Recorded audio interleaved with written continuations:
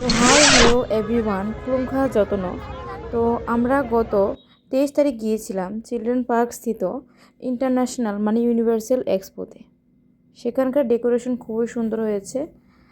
আমার মনে হয় সবারই একবার যাওয়া উচিত দেখার জন্য। আর জিনিসগুলি তো খুবই সুন্দর।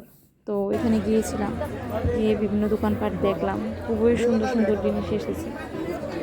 তো দেখুন কী কী আছে। আমি বেশি কিছু ভিডিও করতে পারিনি, মোবাইলে চার্জ কম ছিল, তো একটুই করলাম। ভালোই লেগেছে।